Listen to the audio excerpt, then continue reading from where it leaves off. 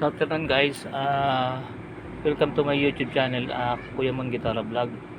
Ano tayo ngayon, tapos na yung duty ko sa nanay ko lumabas ako kaninang sa ospital, lumabas ako kaninang mga 8 o'clock, dumating yung kuya ko sabi ko, ano, siya naman pumalit sa akin kasi bukas may pagsamba ko kasi pag biyernes ng gabi natutulog ako sa church para makapag first batch ako 3:30 ng madaling araw, kaya kailangan nandito na ako ng biyernes ng maghapon para mamaya didiretso na ako ng church, doon ako matutulog para makapag first batch.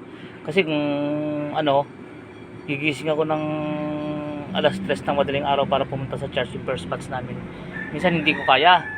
Nagigising ako minsan mga alas 4 na, late na ako bibiyahin ko pa yung papuntang Subic, kaya nalilate ako. Minsan tinry ko yun sabi ko bukas mag first batch ako para maaga ka ako kung makauwi.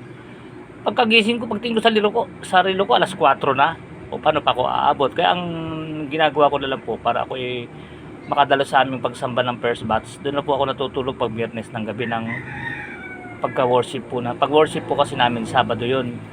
Pagka naman po prayer meeting Merkules, doon naman ako natutulog ng Martes ng gabi kung andi dito ko sa bahay. Pero pagka nasa ospital ako, hindi ako makakatulog doon ng gabi. Pero kaya pinipilit ko pong umuwi pagka Martes tsaka Biyernes ng tanghali, tapos mamayang gabi didiretso ko ron church, din ako matutulog.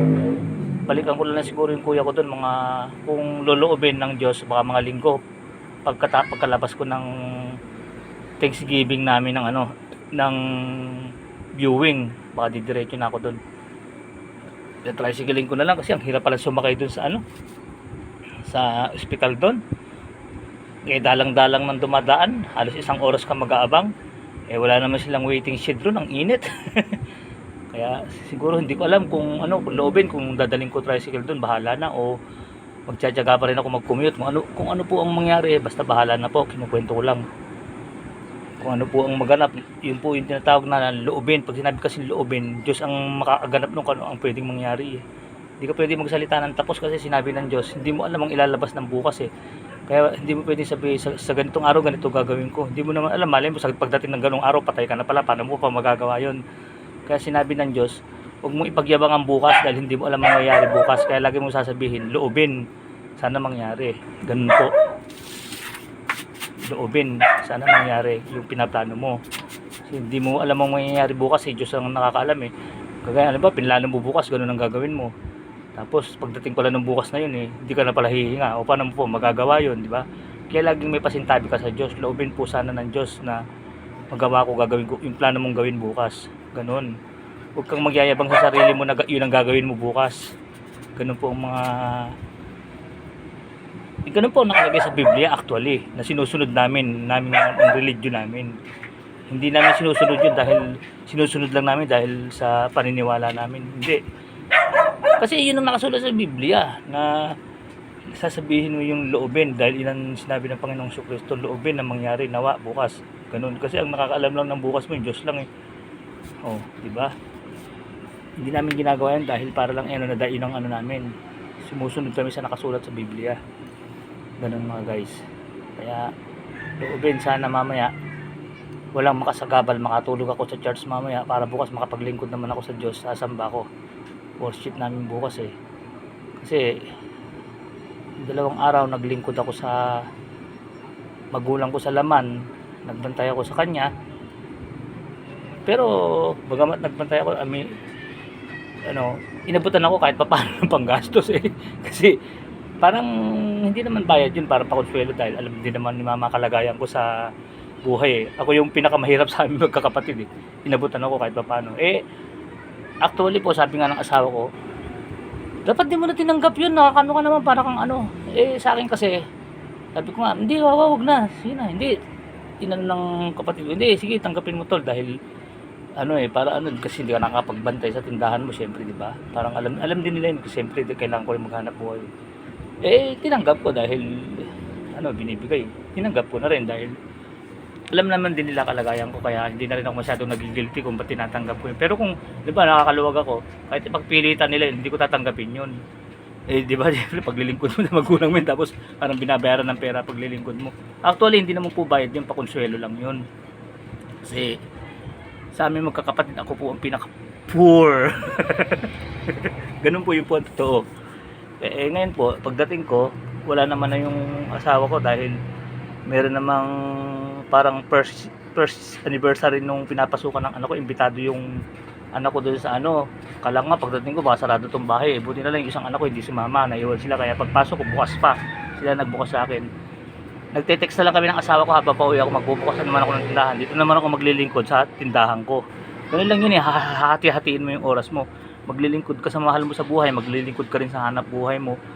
Pero ang number one na paglilingkuran mo yung Diyos. Hindi pwedeng ipupwera mo yung Diyos. Maglingkod, wag mo silang ipwera yung mga mahal mo sa buhay, pero wag na wag mong ipupwera lalo sa lahat, pinaka sa lahat ang Diyos. Kasi ang unang utos ng Diyos kasi, mahalin mo ng buong puso at kaluluwa mo ang Diyos. Pangalawa, nakagaya nito, mahalin mo ang iyong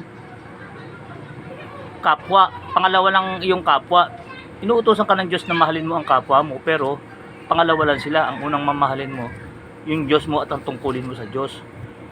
Kasi paano mo sasabihin mahal mo ang Diyos kung pag na hindi mo kayang panindigan yung tungkulin mo sa Kanya, di ba? Ganun lang yun. Minsan hindi maunawa po ng iba yun, wala po akong magagawa kung ang paniniwala nila. Mas inuuna mo pa yung pagsamba mo kaysa sa paglilingkod mo sa magulang mo. Wala po akong magagawa sa mga ganong paniniwala kasi talaga pong ganun eh. Siyempre hindi po nila alam ang aral, kaya naintindihan ko po sila, inuunawa ko sila. Yun po ang turo sa amin eh. Huwag kang magtatanim ng galit o ano pa man pagka sinasabihan ka ng ganun ng kapwa mo. Unawain mo sila kasi hindi naman nila alam ang aral eh, kaya ikaw na ang bahalang umintindi. Pag sinasabing inuuna mo pa yung pagsamba mo kaysa bantayan mo yung nanay mo, pag ganun po, unawain mo yun, ganun ang sa amin po, sa paniniwala po namin, naturo sa amin. Kasi hindi po nila unawa yun eh, kaya ikaw na lang ang bahalang umintindi. Akala nila ganun lang ang basta paglilingkod namin eh, na parang basta't ang ang masasabi ko, maging sa magulang o sa asawa o sa mga anak, pwede ka magselo sa tao na mas, halimbawa ako bilang asawa, mas binibigyan ko pa ng pansin yung ibang babae kaysa sa asawa ko, pwede ka magselo sa akin. Pero pag mas binibigyan ko ng pansin ng Diyos kaysa sa'yo, wala akong magagawa pagka nagselos ka, dahil talagang tahasan sinabi ko sa asawa ko yon, mas mahal ko talaga ang Diyos kaysa sa'yo. Mahal kita pero mas mahal ko ang Diyos kaysa sa'yo. Yun kasi yun ang utos ng Diyos eh, kahit kanino pa man. Maski sa magulang ko, di ako nahiyang sinabi yun. Sabi ko, mama, alam mo naman yun, alam mo naman ang utos ng Diyos, ma. Mahal kita, mama, pero ang utos ng Diyos, ang unang mamahalin mo ng buong puso at kaluluwa ng Diyos. Pangalawa lang ang magulang mo, yung asawa mo, yung kapatid mo. Yun ang sabi ng Diyos eh. Hindi ibig sabihin, hindi mo mahal ang asawa mo, hindi mo mahal ang magulang mo, pagka ganun ang ginagawa mo. Kasi, Diyos nga may utos na mahalin mo yung magulang mo eh. Kaya mo nga inuuna ng Diyos, ibig sabihin sinusunod mo siya, yung mga utos niya. Pero ang sinabi lang niya, hindi pwedeng mas mamahalin mo ang magulang mo kaysa sa akin. Kaya mapalad ang taong sumusunod sa Diyos, dahil automatic yan, mahalin niya ang asawa niya, mahalin niya ang magulang niya. Kasi yan ang utos ng Diyos eh, mahalin mo ang asawa mo, mahalin mo ang magulang mo. Kaya hindi tayo dapat magselo sa ganong sitwasyon. Dapat nga sabihin natin, swerte natin, dahil mamahalin tayo ng husto niyan, dahil sumusunod sa Diyos yan eh.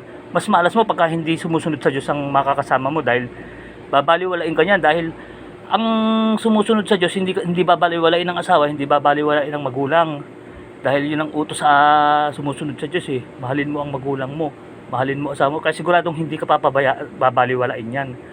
Pero lang, pag nasa gitna lang ng pagsubok niya na yung nasa gitna siya ng naiipit between magulang, between Diyos, ang unang pipiliin niyan Diyos, between asawa, between Diyos, ang unang pipiliin niyan Diyos. Pero naiintindihan ko po yung tao kung hindi nila maunawaan yung ganon, kasi hindi nila alam ang aral. Okay lang po yun. Ganon. Ngayon naman, ang duty ko naman dito naman sa tindahan, maghahanap buhay ako. Ito nga hanap buhay, sa totoo lang, pwede ko ipagpalit to pagka yung paglilingkod na sa Diyos ang kailangan eh. Siyempre, mas ura sa akin ng Diyos eh. Pero, yan, lang, napag-uusapan lang po natin. Ganun po. Kaya, pagka po nasa pagpili po kami ng isang bagay na mahigpit na pagpili, yung tungkulin namin yung may gagawin kami sa church, mas inuuna po namin yun na minsan nagseselos po yung mga nakapaligid sa amin na ba't mas inuuna pa raw namin yun dahil kaysa sa kasi po yun ang utos ng Diyos eh. Mahalin ang unang-unang ng utos ng Diyos, mahalin mo ng buong puso at buong kaluluwa ang yung Diyos. Tapos ang pangalawang utos niya na katulad nito, mahalin mo ng buong puso, at kaluluwa ang iyong kapwa, ang iyong magulang at ang iyong asawa. O di ba napakaganda, pangalawa ka sa Diyos. Pwede ka magselo sa asawa mo o kaya ang magulang ka, pwede ka magselo sa anak mo kung hindi ka pangalawa sa Diyos. Pero kung pangalawa ka sa Diyos, napakapalad mo dahil alam ba kung inunan yan, alam ba magulang inunan yan, ibang tao kaysa sa'yo, yan malas mo. Pero kung inunan yan yung Diyos, wala kang dapat ipagselos doon dahil kahit kailan hindi mo pwedeng magiging karibalan Diyos dahil Diyos ang nagbibigay sa atin ng lahat eh. Hindi mo pwedeng isipin na karibal mo yung Diyos sa panahon ng isang tao na nagmamahal sa iyo. Diba, bilang asawa, huwag kang magagalit pag sinabi ng asawa mo na mas mahal ko ang Diyos kaysa sa iyo dahil hindi ka pwedeng maging karibal ng Diyos. Pag sinabi ng asawa mo na mas mahal ko mas mahal ko si Pe kaysa kay Lorna, yun, pangit yun. Ano ba? Si Lorna o si Pe. Kasi ano yun eh, kumparahan ng tao yun eh. Pero pag sinabi ng tao mas mahal niya ang Diyos, ano yan, nasa sayo yan pero kung di mo alam ang aral, naunawaan kita. Kung di mo maunawaan at saka hindi mo maintindihan, kung inaakala mong masama ako, wala akong magagawa ron kasi hindi mo naman alam ang aral kaya iniintindi kita. Ganun po yun. Kailangan ko bang mag-explain? Wala lang, content lang. Kasi po, kaya ko lang inaano to kasi ngayon naman po, ang duty ko naman po, dito naman po sa paghahanap buhay, dito po sa maliit kong tindahan, binibigyan ko rin po, sinisingitan ko rin po ito ng panahon. Sabi ng asawa ko, pagdating ko, huwag na raw ako magbukas, matulog na lang ako. Hindi, sabi ko magtitinda ako kahit konti para makabenta ako kahit paano. Mamaya pa naman ako matutulog sa church eh. Kaya nga lang talagang kakayanin mo yung hirap, pagtitiisan mo. Siyempre, hirap din ng katawan, di ba? Kayanin mo.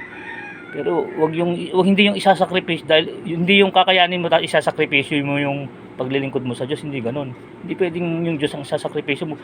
Malay mo ikaw gawin ka ring isakripisyo ka rin ng Diyos eh. Kumbaga sa dami nang humihingi ng tulong sa kanya, sabihin sa'yo, ay wag ka na muna, hirap na ako magbigay ng tulong sa iba. Wag ka na muna, kung ganoon ka rin, gawin ka rin second priority ng Diyos. Gusto mo 'yon? Wag ka na muna kasi may ibang tumutulong sa may mga ibang humihiling sa akin na mas mahalaga kaysa sa akin eh.